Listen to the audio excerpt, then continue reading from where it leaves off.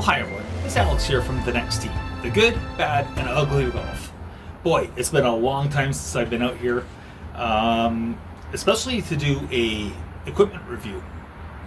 So first of all, before I continue, if you like any of my content or you're indifferent towards it or you want to make comments, please follow along, hit the like and subscribe down below, and yeah, I'd really appreciate it.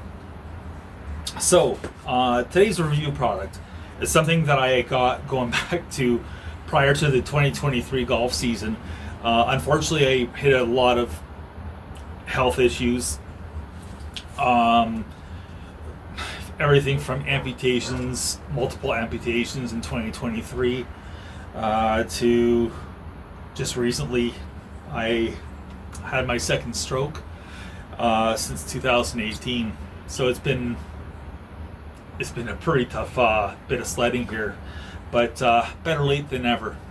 So today's product is from Batavia, Illinois' Tour Edge Golf, and boy, oh boy, have they ever made waves this year just in their team. They used to, now joining the team at Tour Edge Exotics or Tour Edge Golf, we have Tim Clark, who was with Wilson for a long time, and all he's going to do is bolster that team over there at Tour Edge. So let's talk about the driver. This is the Exotics C723, and I love everything about this head. From a profile standpoint, it is, relatively pear-shaped. Don't know if you can make it out there, but you have your pear-shaped quality. Granted, it's a little longer from leading edge to trailing edge, but it's for a good reason, and we're going to talk about that with the MOI. So overall, I like the head shape. I love the size. I mean, it's clean on the bottom. We have a sliding track right here, and we have the flight tuning system, which is also part of that sliding track. So you can put the heavier weight up front for low spin, or the heavier weight towards the back for increased launch, and a little bit more spin, and that will also increase your perimeter weighting, help you out with your MOI numbers and being forgiving. You may not be able to make it out here because of the lighting, but it features Ridgeback technology, and what that does is basically it bolsters the face of the club, and you're going to get more trampoline effect. So the ball's gonna really jump off the face. I love the fact that it features a crap load of carbon fiber. It wraps all the way around, and in doing so, they manage to save weight to place in more important locations, strategic, if you will.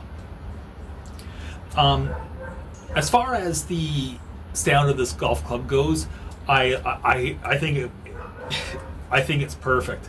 Some people say that it's loud. I never found that. I found it to be, a bit muted, and it's a great sound at impact, and it feels better in the hands.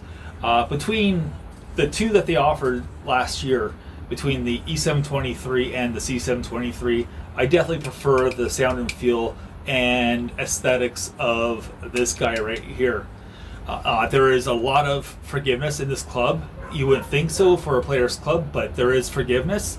So it's not really limited to a player that's in your 15 plus, your 10 and under handicap or single digit. No, you know what? I think a 20 handicap can get away with it. And I'll be honest, when I have played, it's really felt like I've been out there playing as a 35 handicap. So, take that for what it's worth. And remember, any of these reviews, whether it's mine or whoever else's, they're all baseline, they're all guidelines, right? What works for one person doesn't necessarily work for another person. Another feature that I like about it, and I haven't really talked about it a whole lot, we have adjustability here. Again, the flight tuning system. We can increase or decrease by 1.5 degrees. This is the 10.5 head, so do your math. You can go up to 12 degrees, or you can go down to 8.5.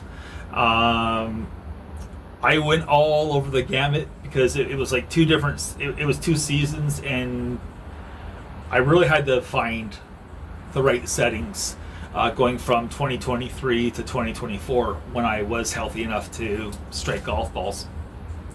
Ultimately, I love the fact that this club is a tinkerer's dream. You can really, look at the weights, adjust them. If you want to start hitting more of a cut, you put it in the fade setting. And I'm not going to get into true loft and dynamic loft. That's not what we're doing here. We're just doing this quick review.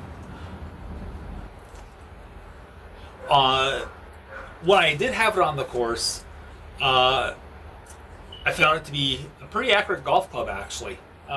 Usually accuracy isn't really a problem in my game, but this club just produced, just straight maybe draws, basically. Like the ball flight was very repeatable. Now, what did I test in it? Well, I have their standard Lampion Crossline 360 grip. No extra wraps, no nothing. Admittedly, I'm a jumbo guy now because of my hands and issues. And the Tensei CK Blue Series 65 with X-Link was my shaft of choice in stiff flex. One little problem with the flex, moving forward, I wish I had a regular flex because I'm just not a stiff flex guy anymore. I went to a Club Champion fitting, and as it stands right now with my current condition, or actually this was before my stroke at the end of August, my club head speed was only 86 miles per hour, so pretty paltry. But anyways, Razorback technology, lots of carbon, weight savings for more perimeter weighting, a sliding track, adjustable for days. What a club.